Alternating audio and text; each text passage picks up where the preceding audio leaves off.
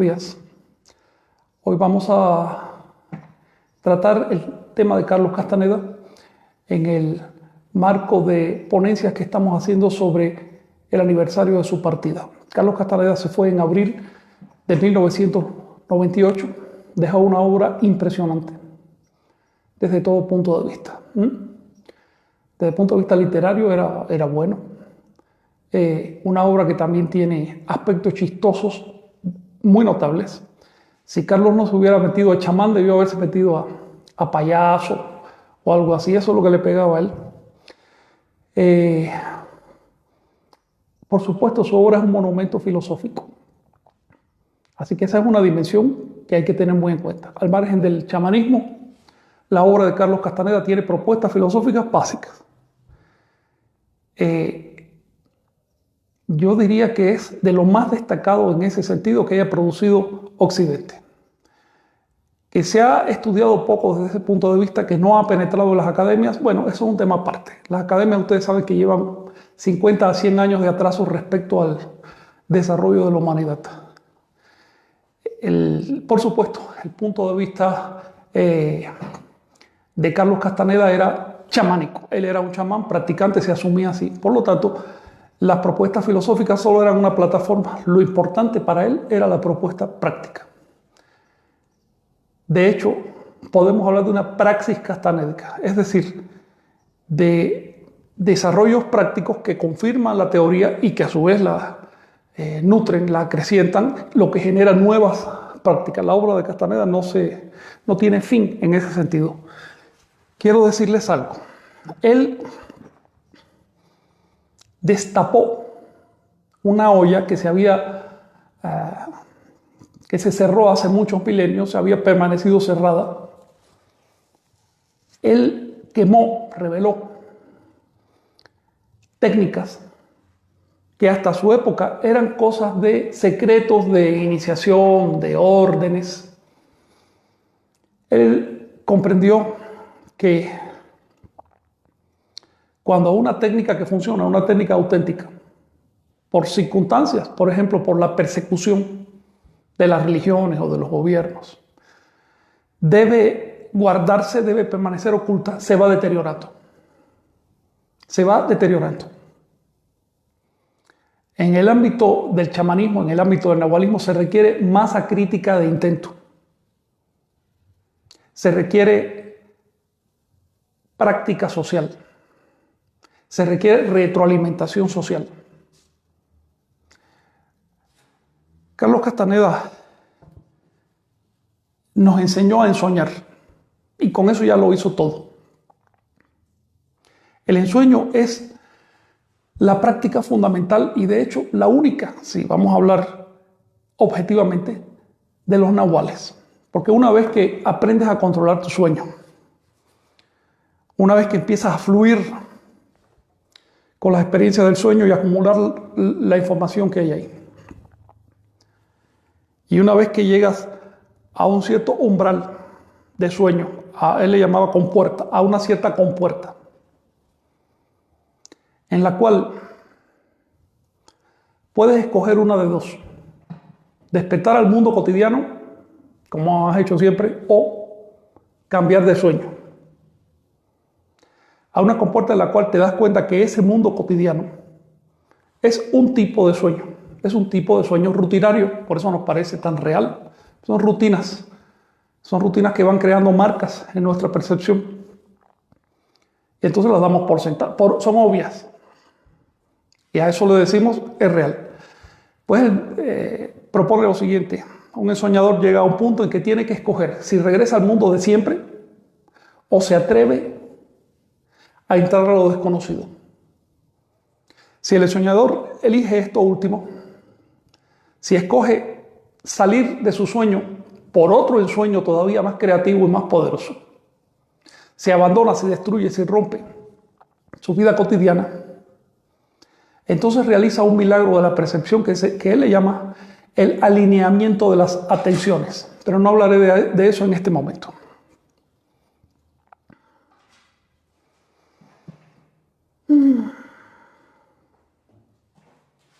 Deme un segundo para abrirle a perrito. Ok, déjale abierto. Si no, imagínate. A ver, hijo, a ver, ya. Entonces, volviendo al tema de Carlos Castaneda, para entender su obra es necesario contextualizarla históricamente. Vamos a hacer un muy breve repaso de cómo surge el nahualismo. El nahualismo surge en la temprana prehistoria, en el más temprano paleolítico. Surge desde el momento en que un ser todavía no humano cobra conciencia de sí y se hace ciertas preguntas. Y empieza a desarrollarse por acumulación de técnicas. Por ejemplo, técnicas relativas a el consumo de plantas psicoactivas. Técnicas relativas al flujo o los poderes de la naturaleza. Digamos, el atardecer es un poder porque imprime un efecto sobre nuestra conciencia, sobre nuestra percepción. Por lo tanto, el simple hecho de sentarse sobre una roca y contemplar el atardecer, callar la mente, permanecer así un rato, un par de horas, eso es una técnica, y eso es una técnica ancestral.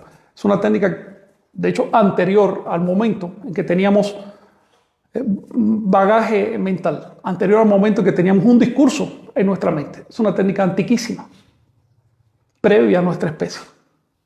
La técnica de silencio mental. Otras técnicas de los chamanes tienen que ver, por ejemplo, con el manejo de los poderes sexuales.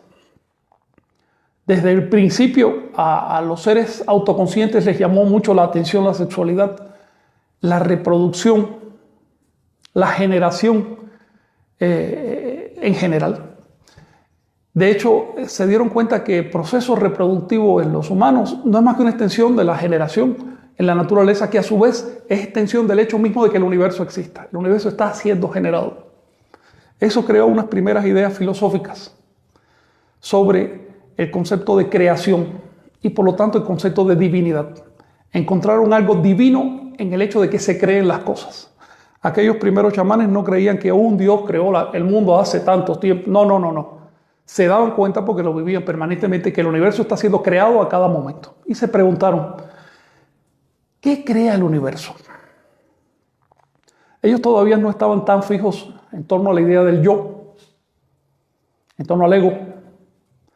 De modo que su pregunta no fue ¿quién crea el universo?, sino ¿qué crea el universo? Fue una pregunta impersonal. Y se dieron una respuesta impersonal. Al universo lo crea el poder. Y aquí se planteó probablemente el primer objetivo del chamanismo. ¿Cómo puedo adquirir poder? ¿Cómo puedo ser parte de ese proceso creador? ¿Cómo puedo ayudar al proceso creador? La adquisición de poder. El poder en ese momento todavía no estaba al servicio del yo. Estaba al servicio del disfrute del poder. Porque el acto de crear es un disfrute. Fue con el tiempo cuando el ser humano se empantanó en algo a lo que Carlos Castaneda llama la instalación foránea. Fue con el tiempo cuando el ser humano se quedó enganchado en descripciones sobre sí mismo y el cosmos, que comenzaron a crear un cuerpo de creencias. Estas descripciones fueron creciendo, se hicieron cada vez más arraigadas, comenzaron a ser retroalimentadas por la cultura y han terminado siendo lo que Carlos llama el diálogo interno, que es la tendencia a conversar con uno mismo permanentemente para confirmarse las cosas. Si nos confirmáramos únicamente los productos de nuestra experiencia previa, no habría tanto problema. El problema es que nos confirmamos todo lo que nos han dicho, sobre todo lo que nos han dicho antes de tener conciencia crítica, es decir, hasta los 6, 7 años. Todo lo que te dicen hasta ese momento tú te lo crees, sobre todo si te lo dice una persona de autoridad. Si una persona de autoridad te dice, mira hijo, los seres humanos existimos porque un espíritu estaba aburrido, agarró una bola de fango, le clavó los dedos y dijo, respira. Pues el niño se lo cree. Y si le dices, las mujeres existen porque de pronto abrieron a ese ser humano, le sacaron una costilla, se lo cree también. En otras palabras, nuestra capacidad de creer es infinita. Podemos creer cualquier disparate, cualquier absurdo. Después que lo creemos, tratamos de corroborar a nuestro alrededor con las cosas que nos van llegando. tratamos de encontrar evidencia de que eso es así. Es más fácil inventarnos un mito, inventarnos un cuento para confirmar una creencia que nos han plantado que cambiar la creencia. Es más fácil decir, no es que yo me equivoqué con la fecha del Armagedón, es que Dios en su infinita misericordia lo aplazó un poquito para que más gente se pueda salvar. Eso es más fácil que decir, me equivoqué, interpreté mal. La cultura está llena de esos equívocos. La cultura nos bombardea con todo tipo de creencias absurdas. El problema de las creencias absurdas es que nos hace perder tiempo, por un lado, y por el otro nos hacen perder energía. Y es la energía que tenemos para hacer las cosas de este mundo. En este momento, tú estás en un umbral.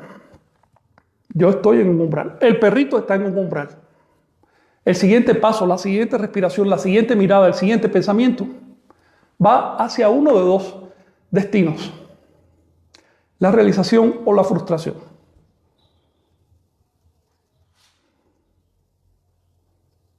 Ser consciente de esto nos da por lo menos una posibilidad, nos da por lo menos una ventaja. Queremos ir hacia la realización. Para ir a la realización necesitamos energía. Pero, y esto es una propuesta castanédica, somos unidades selladas de energía. Estamos sellados. Nada entra, nada sale de ahí hablando de energía. Lo que entra y sale de nuestra unidad sellada de energía son sugestiones. Sugestiones de los demás, sugestiones que nos damos a nosotros mismos, sugestiones que nosotros mismos proyectamos hacia los demás. Pero no energía de modo objetivo. Así que lo único que podemos hacer frente a esa circunstancia es ahorrar nuestra energía, reactivar nuestra energía. Nuestra energía se estanca debido a las creencias. Se estanca en las creencias. Si crees algo es porque todavía no lo has realizado. Si lo realizas ya no le llamas creencia. Dices yo sé. Así que yo creo o yo sé. Si todavía estás en el yo creo es porque no lo has realizado. Si en lugar de realizar esa creencia, es decir, verificarla a ver si es cierta o falsa, si en lugar de realizarla empiezas a acumular una creencia sobre otra, bueno, estás invirtiendo ahí tu atención, estás invirtiendo ahí tu energía. Ese es un saco que va creciendo. La mayoría de las personas pasa la vida entera cargando un tremendo saco de creencias y a la hora del final se da cuenta que ese saco no sirve para nada. Ningún creyente muere realizado. Todos los creyentes mueren desconcertados. Todos perciben al final, sin palabras, que estuvieron dándole culto a un saco de creencias. Ese saco de creencias que reclama culto y que recibe culto es lo que la Biblia llama el demonio, Satanás. Ese saco de creencias tiene un núcleo, se llama yo. Las creencias ontológicas que cargamos por la vida están al servicio del yo. Lo triste, lo irónico, lo paradójico es que el yo no existe en sí. El yo es una composición mental. No existe en sí, es una composición mental. Yo es una palabra. Lo que existe objetivamente en nosotros es un principio de darnos cuenta. Es conciencia, es percepción. Eso es lo que existe objetivamente en nosotros. ¿Cómo la acomodamos? ¿A qué aspecto de ese darnos cuenta le damos más importancia? ¿Qué aspecto relegamos? Ya eso es una composición. Y ya eso es composición cultural, social. Volviendo al tema de Carlos Castaneda. Estas ideas chamánicas originales empezaron a fraguar con el tiempo, se convirtieron en corpus de conocimiento. En algunos lugares privilegiados, por ejemplo en el Tíbet y en la India antigua, en la más antigua, los chamanes consiguieron trasladar sus experiencias a la religión, así que se convirtieron en castas sacerdotales. En la India, por ejemplo, se agruparon como nagas, se conocen como nagas. Estamos hablando del periodo védico, de un periodo de hace 2000 años antes de Cristo para atrás, hace como por lo menos 4000 años, de ahí para atrás. Ya después la religión hindú cambió, se convirtió en brahmanismo y ahí ya los nagas no cabían, entonces fueron expulsados, terminaron extinguiéndose como casta sacerdotal. Así que en la actualidad, si un joven en la India tiene inquietud, quiere comprender la perfección y demás, tiene que irse a un monasterio aislado y demás. En el marco de la religión, lo que va a aprender es a rezarle a dioses para que los dioses le den ventajas, le hagan regalos. Es decir, el complejo de Santa Claus, de Santa Claus. Ahora bien,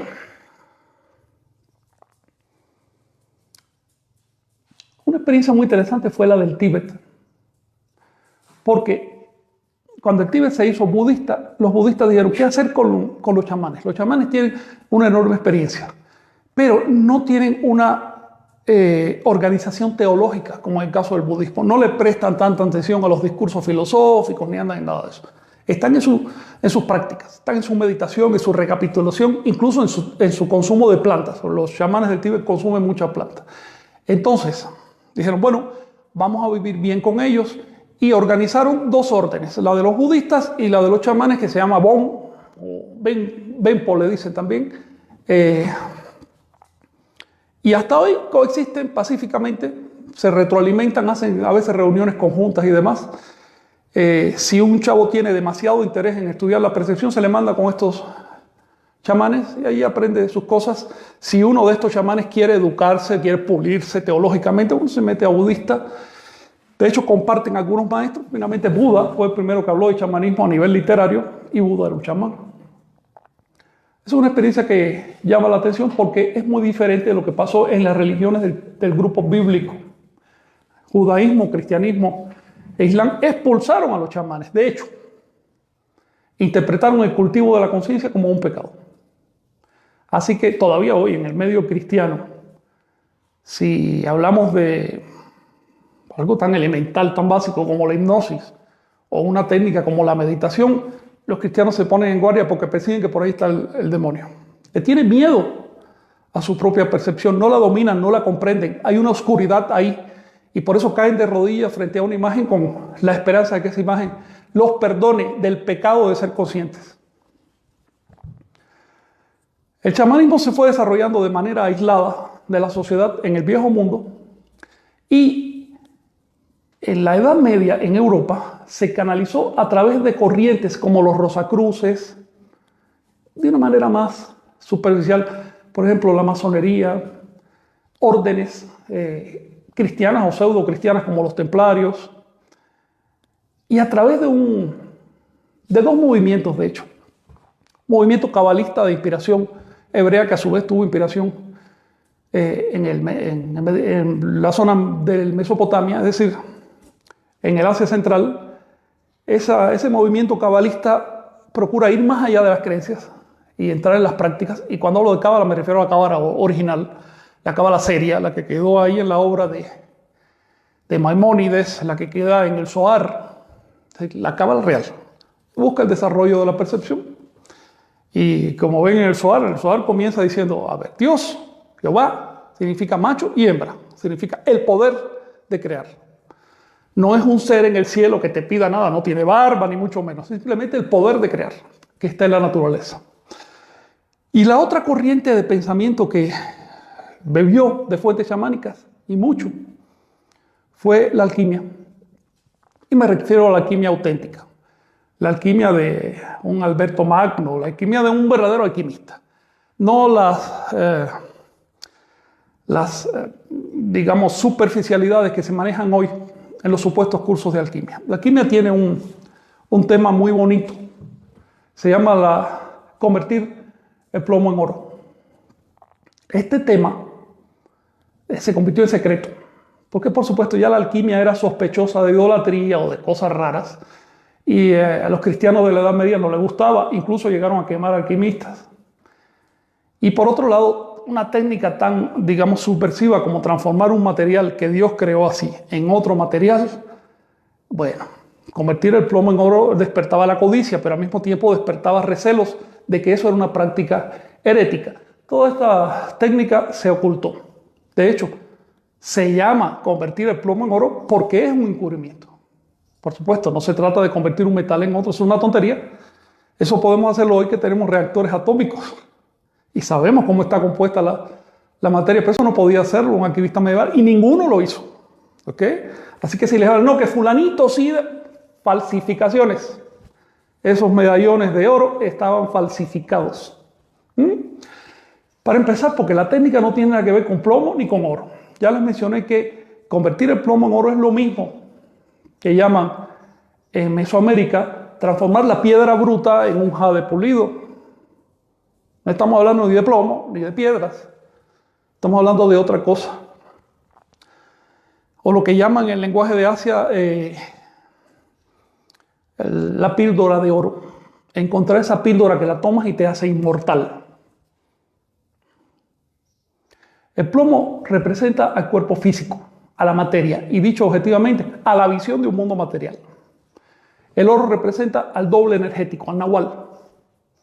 O dicho objetivamente, a la experiencia del nahual, que es la experiencia de estar consciente en medio de un sueño. Transformar el plomo en oro significa descubrir que ese ser de materia, ese cuerpo físico que se echó a dormir, es solo una visión. Que yo soy realmente el sujeto de la experiencia onírica. Y en un sueño puedo hacer absolutamente lo que quiera, porque un sueño no tiene límites. Puedo proponerme controlar los elementos del ambiente, puedo proponerme abstraer el ambiente y quedarme en el silencio, en el vacío. Puedo proponerme incluso algo tan osado como lo que los chamanes llaman la libertad. Castaneda le llamaba la libertad total. No les hagas caso porque va a ser peor, ¿ok?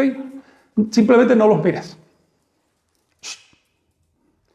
Entonces, discúlpenme, pero los perritos piensan que estoy hablando con ellos.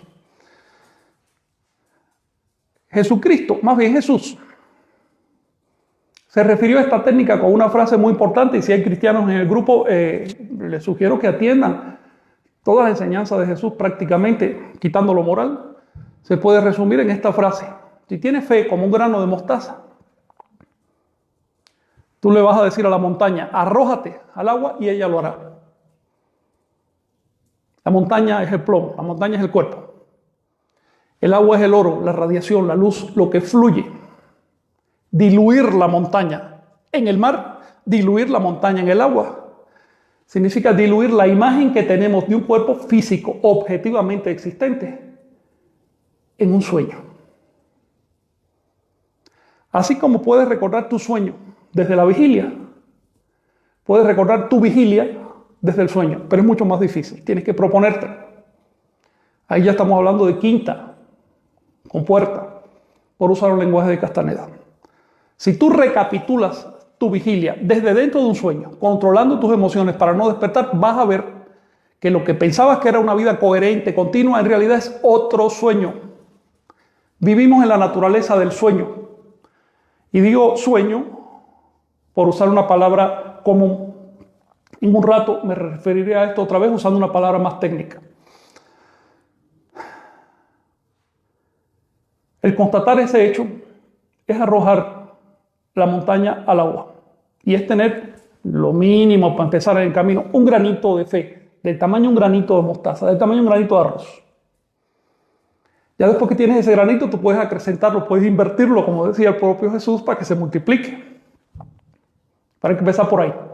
Así que cristianos que me vayan a criticar, primero muevan una montaña, dilúyanla, pero a fuerza de poder, dilúyanla en el mar. Si no saben cómo hacerlo, yo les puedo explicar varios modos, porque hay 5 o 6 modos de hacer esto. En realidad tenemos vías, tenemos alternativas. Después que lo logren hacer, vienen y me critican. Y mientras tanto, vamos al caso de Castaneda. Castaneda heredó todo este bagaje cultural. Como antropólogo estudió del chamanismo oficial que hay en Asia, en Siberia. Estudió también, como investigador de la conciencia, las corrientes de pensamiento místicas y esotéricas de Europa. Parece que tuvo un gran acercamiento a una de estas corrientes que se llama el Cuarto Camino. Se nota mucha influencia del Cuarto Camino en su obra. Y de hecho se sabe que estuvo en contacto con personas del Cuarto Camino. Pero de pronto sus estudios lo llevaron a México. Y en México encontró grupos de gente que trabajaban de manera cotidiana con cosas que en otras latitudes eran secretos. Castaneda decidió publicarlo. Aquí me viene a la mente una historia de un practicante, un devoto hindú de hace unos 7 siglos o 6 siglos y medio. A este señor, este joven, era muy jovencito, se fue a un ashram, se buscó un maestro, estuvo practicando la devoción de Krishna, practicaba él durante un tiempo, y finalmente el maestro inició a sus alumnos. A cada uno de ellos les dio un mantra y le dijo: no comuniques este mantra a los demás, este mantra es solo para ti. Él recibió su mantra, salió para la calle y lo fue gritando por todos lados. Entonces, cuando le preguntaron: ¿por qué quemaste el mantra? Si es el poder. Entonces dijo: bueno, si es bueno para mí, si me funciona a mí, entonces es bueno para todos y le va a funcionar a todos. Si no le funciona a todos, esto es un cuento. Y así empezó un movimiento religioso que se mantiene hasta la actualidad, que en teoría por lo menos lo que busca es la meditación y el acrecentamiento de la percepción. Con todo este bagaje cultural, Carlos Castaneda llegó a México y encontró personas que consumían plantas psicoactivas. Este es el tema central subterráneo de la obra de Carlos Castaneda, las plantas psicoactivas y sus efectos. En los primeros libros él lo dice de manera abierta: consumí plantas y me produjeron esto. En el primer libro incluso trató de entender lo que estaba pasando y le añade una tesis. Al final de las enseñanzas de Don Juan, él añade una tesis donde trata de entender el sistema, el código, las claves mediante las cuales los chamanes intercambian la información. Posteriormente se dio cuenta que no era por ahí, no hay clave, no hay un código. Es la percepción directa de la realidad, o lo que llamó el conocimiento silencioso. Así que en un estado acrecentado de conciencia, tú percibes directamente cómo es la realidad. No necesitas que alguien te transmita la información mediante símbolos, mediante señales. Frente al hecho de que un antropólogo, una persona formada culturalmente, no podía entender un simple vuelo con un peyote, con una planta. Frente a ese hecho, Carlos Castaneda tomó el camino honesto. Muchos otros investigadores han pasado por ahí y se rajan, tienen miedo. Dicen: no, yo me regreso a mi fárrago de definiciones y de conceptos académicos porque esto es más seguro y esto me da de comer. Esto de quedarme frente al hecho de que yo no he entendido nada y de que la experiencia de poder no entra a través del entendimiento, sino entra por todo nuestro ser. Eso es difícil. Para eso hay que parar la mente y para eso hay que atreverse a cambiar de vida. Y Carlos Castaneda lo hizo. Así que ya en su segundo libro, aunque no lo dice, pero prácticamente se asumía como chamán. Ya en el tercero era un chamán declarado y se dedicó a la práctica chamánica después de eso, dedicando a la antropología sus momentos de ocio, lo cual no significa que no haya hecho aportes antropológicos importantes. Carlos Castaneda entonces publicó un conjunto de libros que, la verdad, respondiendo a una pregunta, yo les recomiendo leerlos en el orden si quieren entender el desarrollo del pensamiento de Castaneda. Por otro lado, si quieren entrarle directamente al asunto, yo les recomiendo leer del sexto libro en adelante primero y después comenzar desde el primero que publicó. Estos libros son las enseñanzas de Don Juan en español. Los títulos: Enseñanzas de Don Juan, Una realidad aparte, Viaje a Ixtlán, Relatos de poder, El segundo anillo de poder, El don del águila, El fuego interno, El conocimiento silencioso, El arte de ensoñar. Y después de eso hace como un paréntesis, un lapsus, se dedica a los pases mágicos, a los que después llamó la tensegridad.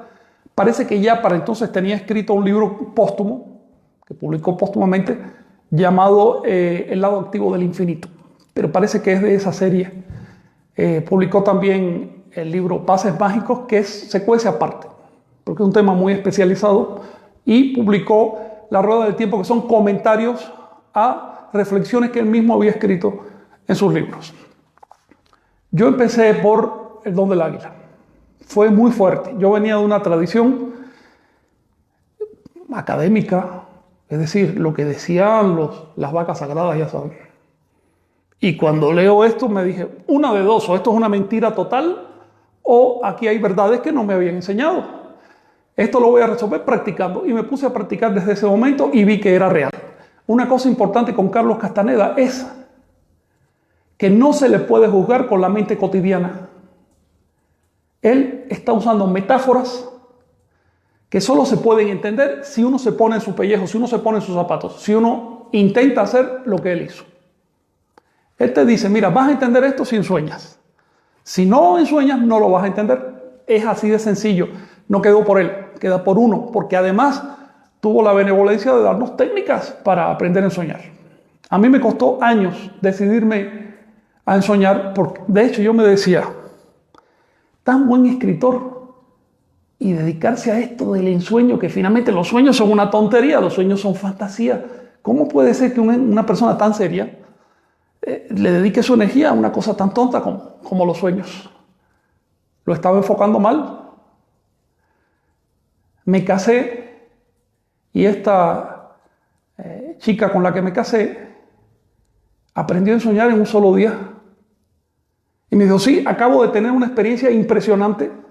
No puedo ni describírtela, no sé cómo empezar a describírtela, no tenía palabras. Y me dije, a ver, aquí hay otro problema. Los demás lo están haciendo y yo no. Yo soy el que se está quedando atrás. Tengo que intentarlo. Apenas me lo propuse seriamente, ensoñé. Entonces supe de qué estaba hablando Castaneda. Mientras tanto no sabía. Esto aplica no solo a la obra de Carlos, aplica a toda la información que nos llega del México antiguo o del Perú antiguo o de toda Indoamérica. Cuando lees las fuentes de Anáhuac, es decir, los códices, las crónicas que quedaron, cuando lees los testimonios sobre el nahualismo, sobre los dioses, sobre el manejo de los poderes, todo ese mundo aparentemente mágico que tenían, si no tienes la clave, vas a ver tonterías, vas a ver supersticiones, cosas que si acaso se pueden reportar como curiosidades históricas. Si tienes la clave, vas a ver ejercicios. Las academias no tienen la clave. Podrían tenerla si quisieran, pero entonces tendrían que salirse de esquemas de pensamiento medievales. Las academias manejan esquemas de pensamiento medievales porque las academias, acaban de cumplir, las universidades occidentales acaban de cumplir 800 años con la de Salamanca. Así que ustedes se pueden imaginar que nacieron en un medio cristiano, medio fanático en ese momento, un medio que estaba quemando chamanes. Por supuesto, a las academias no les interesa comprobar que este ser al que están estudiando, este nativo, esta persona que viste pobremente, que habla una lengua extraña, diferente, quizás sabe más de la percepción que un señor bien vestido con corbata que da conferencias en una universidad. A las academias no les conviene comprobar eso. Carlos Castaneda tiró ese teatro. Nos puso en la disyuntiva. O practicas o no practicas. Si no practicas, vas a terminar criticando a Carlos Castaneda porque no has entendido nada. Te vas a quedar rumiando chismes de faldas.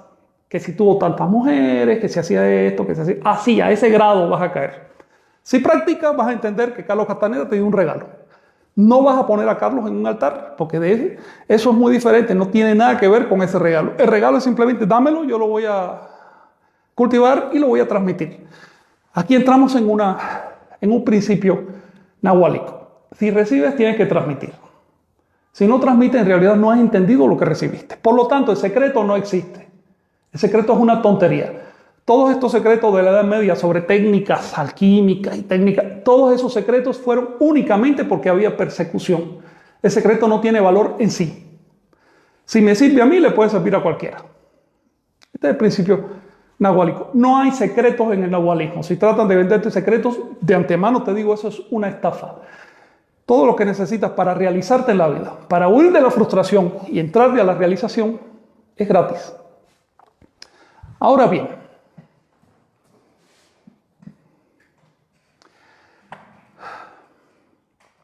después de Carlos Castaneda, aparecieron varios personajes que se colgaron en la estela. Por supuesto, Carlos hizo el trabajo duro, que fue sacar de la nada, del desconocimiento histórico, las enseñanzas del México antiguo.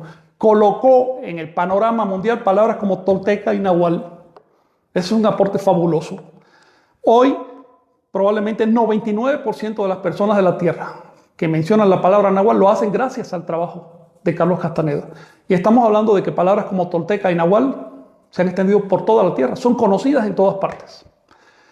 Después que Carlos hizo ese tremendo trabajo y lo hizo a base de talento, hubieron personas que trataron de colgarse de su esfuerzo, con más o menos suerte, con más o menos talento. Algunos, de hecho, tenían buena intención, es decir, vamos a darle continuidad a la obra de Carlos Castaneda. Hubo personas incluso que crearon ejercicios nuevos y eso está maravilloso. Hubo personas que trataron de codificar esas enseñanzas para hacer como un sistema práctico, una escuela. Eso resultó más difícil. Hubo otros que simplemente escribieron novelas.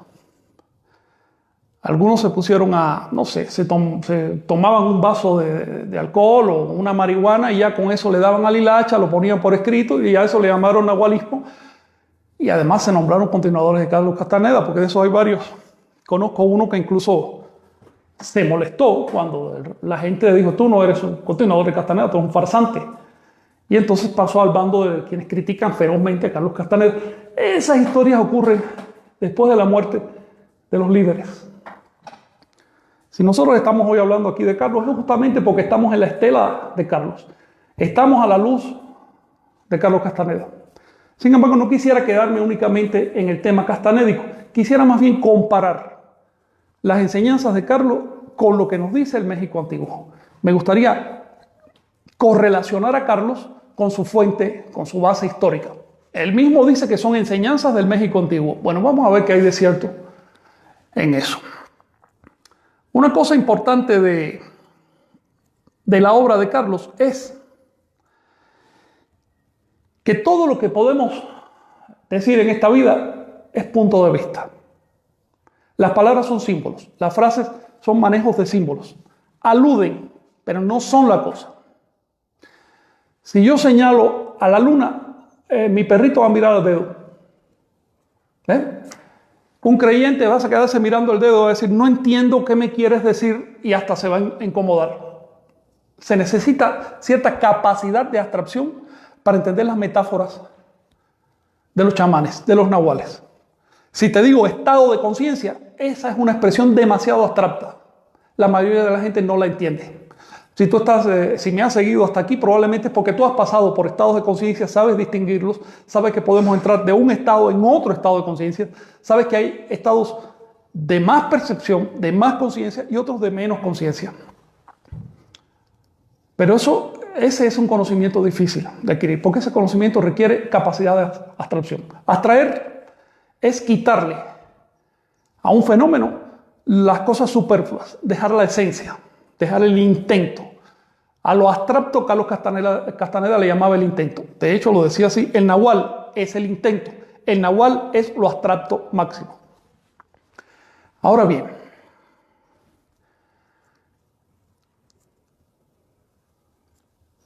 no hay duda de que todos los seres vivos somos perceptores. Y estamos vivos porque percibimos.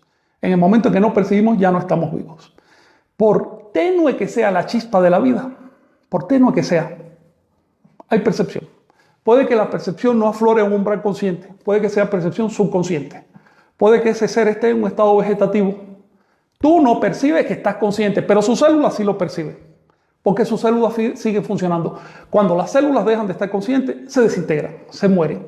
Por lo tanto, aunque le llamamos vida, conciencia, percepción, se trata del mismo fenómeno. Podemos distinguirlo en nuestra mente.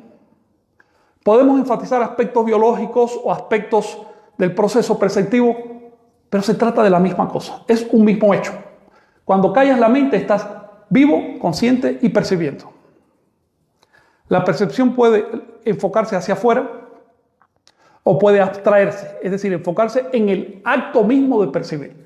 Esto es algo que estudiaremos, le dedicaremos una clase al fenómeno de cómo se abstrae la percepción para elevarla, para elevar el estado de la conciencia. Ahora bien, Carlos Castaneda dice lo siguiente, ya esto lo mencioné en un encuentro anterior. Dice que la percepción no ocurre en los órganos de los sentidos. La percepción no ocurre en órganos. La percepción no ocurre en el cuerpo. De hecho, los órganos de los sentidos son parte del cuerpo y el cuerpo es una interpretación que hacemos. En este momento no somos un cuerpo, estamos interpretando nuestra realidad energética y a un aspecto de esa realidad le llamamos cuerpo, a otro aspecto le llamamos energía vital, y con esto no me estoy metiendo en un concepto místico, estoy hablando únicamente de la energía en sentido físico aplicada a procesos vitales, a procesos de conciencia. Si nosotros entonces deslindamos nuestros aspectos del ser consciente, podríamos hablar de un cuerpo físico. Pero si lo vemos como integración, resulta que el núcleo de nuestro ser es un punto donde ocurre la percepción. Es un punto adimensional. Porque una vez que percibes, entonces te das cuenta de que estás en un mundo de espacio y tiempo, en un mundo de coordenadas. Y ese mundo lo empiezas a llenar de objetos y terminas creando un universo. Pero la base de todo es que percibas. Si no percibes, no puedes percibir el universo. Por lo tanto, el universo no existe. El universo es una construcción mental. Lo que hay realmente es la energía. Y la energía no depende del tiempo y el espacio. La energía es un flujo adimensional. Esto lo vamos a entender en la práctica. Por ejemplo, imagínate que sueñes que tienes una vida paralela.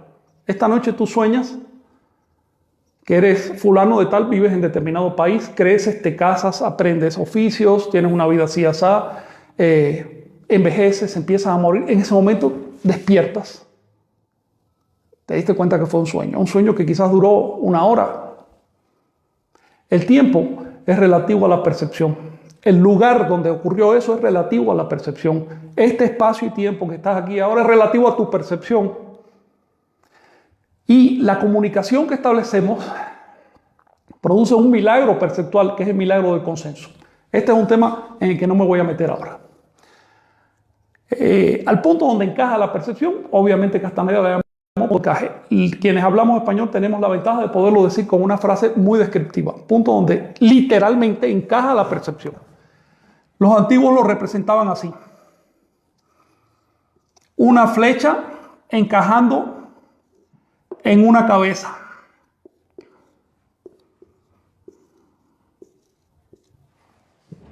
Así, punto de encaje de la percepción. Esa flecha recibía el nombre de Tzitzimítl.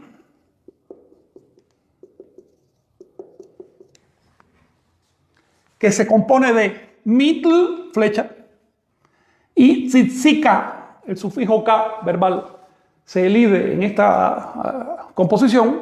Tzitzika significa encajar, flecha que encaja. Es el modo náhuatl de decir punto de encaje. Si me preguntan, ¿dónde encaja el punto? ¿En la cabeza, en los omóplatos? A ver, la cabeza, los omóplatos son parte del cuerpo. El cuerpo es una interpretación. El punto encaja donde encaja, ahí mismo donde está encajando ahora.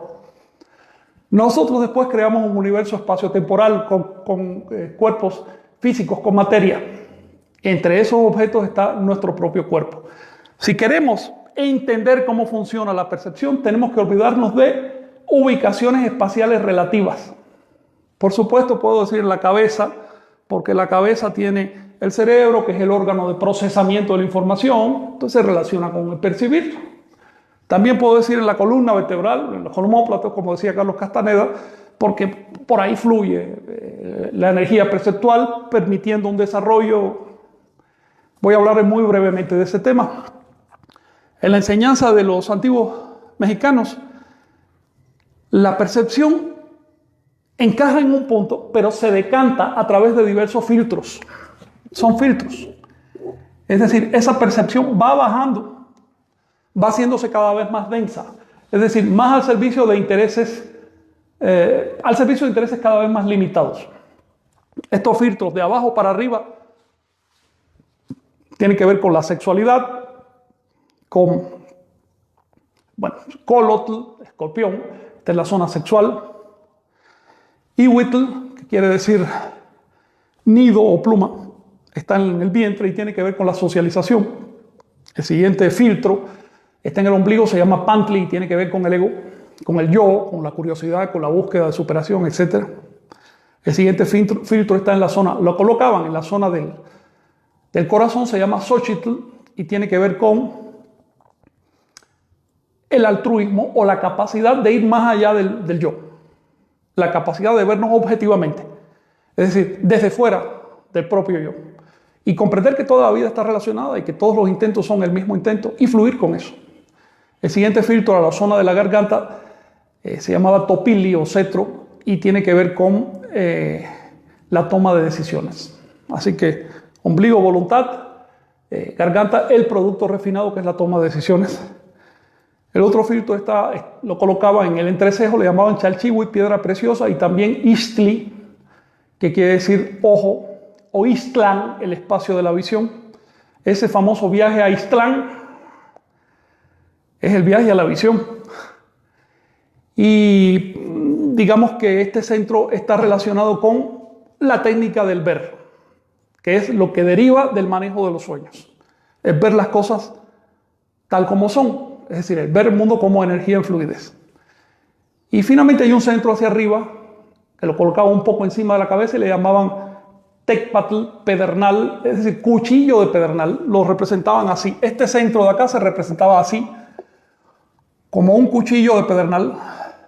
Bien, ese es el filo. Porque encaja, porque corta, porque sostiene. Es decir, es una continuidad, un filo, es una punta que encaja. Y es además la herramienta por lo cual lo que está afuera entra. Es la herramienta que representa la percepción. Esto es de manera muy sintética lo que les puedo decir respecto a la información que nos viene del pasado sobre el punto de encaje. Esa información quedó codificada en símbolos como el tema del juego de pelota, el aro por donde encaja la percepción y otros.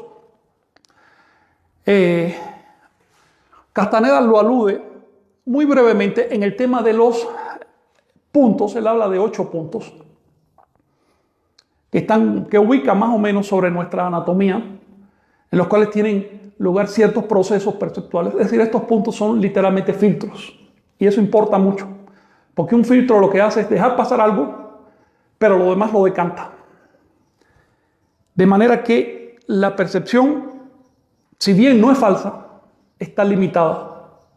Cada filtro la limita más y más y más y más. Por ejemplo, todo el potencial perceptivo que tenemos cuando llega al filtro de la sexualidad se reduce a buscar pareja para reproducirse.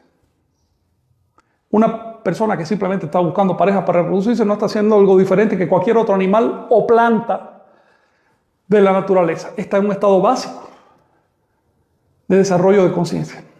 Ahora, en un filtro superior, bueno, ahí se colocan los animales superiores, los que tienen socialización, incluso insectos y demás.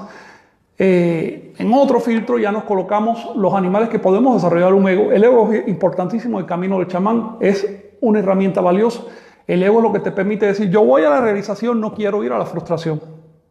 El ego es lo que te permite proponer cosas. Hay que desarrollar ese centro, es el centro de la voluntad. Y así sucesivamente. En otro encuentro les quiero mostrar imágenes prehispánicas para que vean cómo funcionaba todo esto. Por supuesto que para desarrollar la percepción, para poder pasar de uno de estos centros al siguiente, para poder ampliar nuestra capacidad perceptiva, necesitamos practicar. Tenemos que hacer ejercicios. Esto ocurre con todo. Ocurre, por ejemplo, para poder hablar necesitamos aprender a hablar. Si no nos enseñan a hablar, no hablamos. Si no nos enseñan a caminar, no caminamos. No importa que tengamos un aparato físico para caminar, un aparato para poder hablar. No importa eso. Tenemos que aprenderlo. Lo aprendemos a través de la cultura. No crean que la cultura es únicamente un proceso social humano. La cultura es un proceso biológico. Todo ser vivo se cultiva a sí mismo o intenta cultivarse para depredar mejor el medio. Ahora, los ejercicios de conciencia del chamán aprovechan los estados en los que estamos más dormidos. Aprovechan los estados de subconsciencia. Como ya les mencioné, practicar en un estado de conciencia vigílica, activa, eso no tiene mucha gracia. Eso lo puedes hacer si quieres.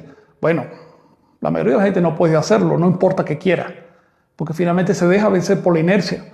Pero si tú te has sentado alguna vez a hacer alguna práctica, eso en un estado vigílico, es que tú tienes ese poder y puedes hacerlo. Inténtalo esta noche cuando estés dormido. Si haces yoga, haz ese ejercicio de yoga esta noche cuando estés dormido. Vas a ver que es mucho más difícil. Nosotros tenemos 4 grandes campos de subconsciencia a nuestro alcance. Ya les mencioné que el primero son los estados en que nos sentimos deprimidos, apáticos, en que no queremos hacer las cosas. Bueno, en ese momento es que hay que hacerlas. Así. Funciona, por ejemplo, si te dice, a tal hora yo voy a sentarme a meditar 5 minutos. 5 no más, pero a parar la mente. Si en ese momento te encuentras distraído, hay un problema, etc. No, lo voy a hacer de todas maneras, a menos que sea materialmente imposible. Con eso educas la voluntad.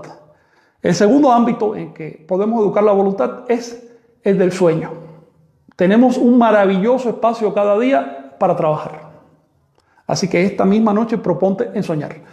La técnica que nos transmite Carlos Castaneda y que la que yo practico y por lo tanto la que te transmito a ti es la de las cavernas paleolíticas, la de esas manos que ves en las cavernas paleolíticas. Esas manos tienen razón de ser. Te están diciendo, búscate las manos en tu sueño. Y recuerda que ese momento de darse cuenta siempre es ahora. Si lo dejas para después, no va a ocurrir. El tercer estado de conciencia en que podemos, preferente para la práctica, es el estado de embriaguez producido por plantas psicoactivas.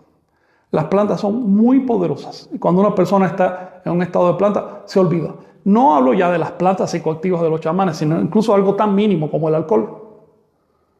Bueno, pues los borrachos suelen decir, lo hice porque estaba embriagado, no podía evitar. ¿Sabes qué? Eso es un cuento. Lo hiciste porque quisiste. Porque podemos controlar ese estado y podemos controlar los estados que nos dé la gana. Ser es ser más allá de cualquier estado. El ser está por encima del estado de conciencia. Con esto no estoy recomendándoles que usen plantas. De hecho, las plantas no son recomendables. Si tienes la experiencia de la planta, úsala, aprovéchala. Si no la tienes, tú sabrás, te enfrentas a un dilema que es tuyo, no es mío. Las plantas no son recomendables porque, como les mencioné en el primer encuentro sobre Castaneda, las técnicas chamánicas son como romper un huevo. Después que lo rompe ya no se recompone más. Así que cada uno tiene que ser deliberado. No es que me lo dijo fulano que lo hiciera. No. Si fulano te dijo que lo hiciera, fulano es un irresponsable. A fulano todavía le falta enfrentarse con su realidad. Fulano está transfiriéndote a ti parte de su responsabilidad. El cuarto gran estado de su conciencia que podemos aprovechar para practicar es la muerte. La muerte es un campo formidable. De hecho, los chamanes extraen su energía, extraen las ganas de hacer las cosas, de tener presencia permanente de la muerte, de saber que la muerte le está siguiendo los pasos, de saber que no tenemos mucho tiempo. Para adquirir esa conciencia, tenemos que echar a la basura cualquier doctrina, cualquier enseñanza religiosa, cualquier dogma de supervivencia individual. El yo no va a sobrevivir porque es una composición y lo compuesto se descompone. Y después que se descompone el yo, no hay poder en el universo que pueda recomponer. El cuerpo como tal no va a sobrevivir porque se desgasta y se muere. Pero va a sobrevivir cada partícula de energía que tuvo y va a sobrevivir cada partícula de materia, si quieres llamarle así. Así que hablar de supervivencia en el sentido del cuerpo físico de la energía es una tontería. Por supuesto que va a seguir estando ahí. Cuando las religiones nos hablan de seguir vivos, de reencarnar, de resucitar, no están hablando del cuerpo o de la energía. Están hablando del yo. El requisito para entrarle a las prácticas chamánicas es salir del culto al yo. Abandonar ese culto. Es vergonzoso caer de rodillas delante de Satanás y pensar que eso es un acto positivo. Así que tiremos por la borda todas esas creencias que nos lastran, que nos hacen perder tiempo en la vida. Démonos cuenta de que la muerte nos va siguiendo los pasos. Aprovechemos la vida. Tratemos de pagar nuestras deudas. Desde el momento que comiste tu primer pedacito de cereal o de lo que fuera que te hayan dado, tú contrajiste una deuda de vida con otro ser vivo que murió para que tú pudieras seguir. Cada palabra que aprendiste la inventó otra persona y la inventó con mucho trabajo, quiero decirte. Esa ropa que llevas puesta, lo que sea, que mires a tu alrededor y que veas todo lo que estás viendo ahora a tu alrededor, lo creó otro probablemente. Estás aprovechando energía ajena y es tonto morir con deudas energéticas. Trata de pagarlo. ¿Cómo se pagan las deudas energéticas? Intentándolo. Si no lo intentas, no lo vas a pagar. Una vez que lo intentas, el mundo, la naturaleza va a poner a tu alcance los elementos con los cuales vas a poder pagar esa deuda. ¿Alguna cuestión sobre esto? Sí. La Palacios pregunta, Frank, ¿qué hay de las manos como centro de percepción, como percepción extraocular, como creadoras y manifestadoras de salud, visión, materia incluso? Lo digo por chamana como Pachita y muchos que ven con las manos. Percibimos con nuestra totalidad, Daniela. Somos un punto de encaje perceptual. No tenemos unas manos. Las manos son una interpretación que nos hacemos de ese punto. Podemos transferir a las manos, si tú quieres, a la punta de la nariz, el poder que nos dé la gana. Podemos transferirlo hacia allá, porque percibimos con nuestra totalidad. Las manos en un simio evocan, son muy simbólicas, evocan ciertos poderes. En un simio, pero en un perro probablemente no signifiquen nada. Para entender el poder, tenemos que salir de la predisposición del simio. Así que usa las manos como ejercicio. Si te las has visto, que yo creo que ya tú has ensoñado, sabes de qué estoy hablando. Cuando nos vemos las manos en un sueño, paramos la mente. Por lo tanto, sabemos dónde estamos. Y después que lo haces la primera vez, cuando sea que te veas las manos, dormida, despierta, en cualquier momento, vuelve el estado de silencio mental. Vuelves a empatar con el origen. Así que las manos como emblema, sin embargo, no como objeto de culto. Imagínate un planeta o una especie viva que no tenga manos, que tenga tentáculos, un pulpo, ¿cómo entendería este asunto? Otra pregunta y creo que ya... Sí. Dice Hugo Muñoz, ¿la meditación es una técnica eficiente para llegar al silencio interno? Castaneda propone 4 técnicas básicas y se ve que lo estudió mucho. Son las técnicas básicas de los chamanes en todas partes de la Tierra. La más elemental es la meditación. Acá en Anagua las técnicas meditativas se orientan simbólicamente hacia el este, es decir, procuran la obtención de iluminación, luz, energía, claridad, entender qué estás haciendo. Eso lo vas a conseguir a través del silencio mental. Y para eso hay que entrenar a los vehículos para que se calmen, el cuerpo físico, las emociones, la energía vital, la mente, para que se calmen, para que estén tranquilos, a fin de que actúen con una mínima interferencia. Por otro lado, tenemos que entrenarnos para permanecer vigílicos, atentos, en ese estado de silencio mental. Porque la mayoría de la gente simplemente se duerme en ese estado. Es un entrenamiento. Por supuesto, la meditación es básica. Es el ejercicio básico. Pero hay otros ejercicios importantes en el camino chamánico y son ejercicios que menciona Castaneda. Uno de ellos es la recapitulación. Recapitulación es como una meditación un poco más activa. Es decir, a ver, vamos a las causas de los problemas, vamos un poco atrás. No para juzgar nuestra historia personal, sino para saber que eso está ahí. Vamos a encontrar un nexo, una secuencia entre las cosas. Vamos a ver cuántas veces repetimos los mismos problemas. Vamos a ver cuántas veces nos influyeron, cuántas veces influimos a otros, cuántas veces nos decepcionamos, cuántas veces nos enamoramos. Después que empiezas a inventariar tu historia, empiezas a darte cuenta que el 90% de lo que has hecho en realidad no es para ti. Lo has hecho porque otros te decían que era bueno hacerlo. Así que para empezar la meditación, para adquirir silencio mental, después la recapitulación para limpiarnos, para higienizarnos. Quiero decirte además que la recapitulación no se limita a nuestra historia personal, puesto que somos una interacción social. Desde el momento que piensas, tú estás incorporando una lengua que creó otro. Por lo tanto, estás incorporando sugestiones sociales. Así que la recapitulación debe seguir, debe aplicarse a la sociedad. El tercer ejercicio que te recomiendo es el ensueño, el ejercicio básico. No desperdicies la noche.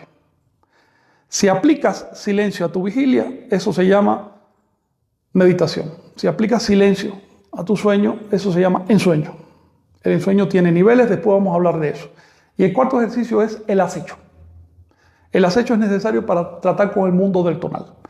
Me parece que debemos dedicar un siguiente encuentro al tema específico de tonal y nahual. Cómo se trata con todos esos mundos, qué significa cada concepto, de dónde viene. ¿Sí?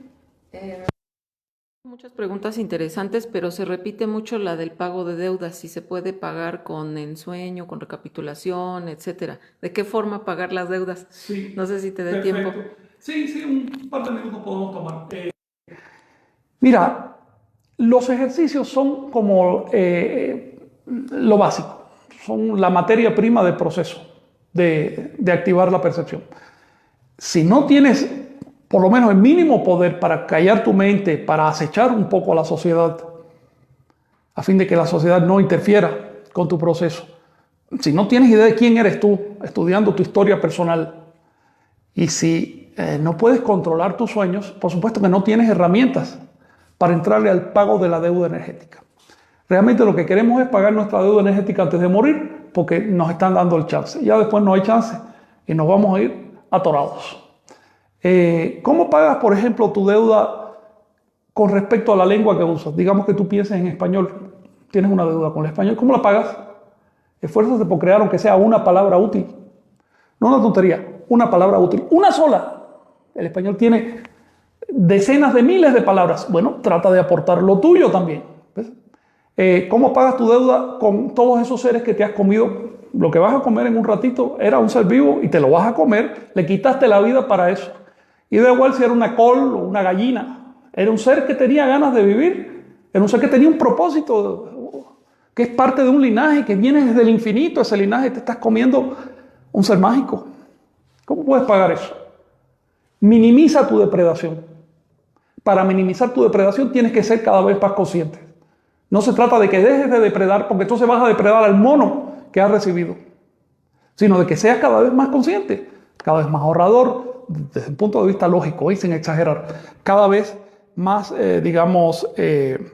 más consciente de la relación que hay entre recibir y dar. No te quedes con lo que has recibido, trata de dar. No aceptes lo que no has pedido, rechaza todos esos implantes. No des lo que no te han solicitado. Para empezar, que tú no eres el Mesías ni existe el Mesías fuera de esa imagen popular que tiene la gente. ¿Sí? ¿Quieres seguir? Porque ya nos pasamos. Bueno, con esto nos quedamos aquí. Vale la pena que mantengamos el tema castanédico la semana que viene. Yo pensé que se podía quedar hasta acá, pero han quedado muchas preguntas. Así que la semana que viene, el lunes que viene, únicamente preguntas y respuestas sobre el tema castanédico, nahual, chamanismo. Gracias por estar ahí. Nos vemos. Suscríbete y activa la campanita para recibir las notificaciones. Así no te perderás ningún video.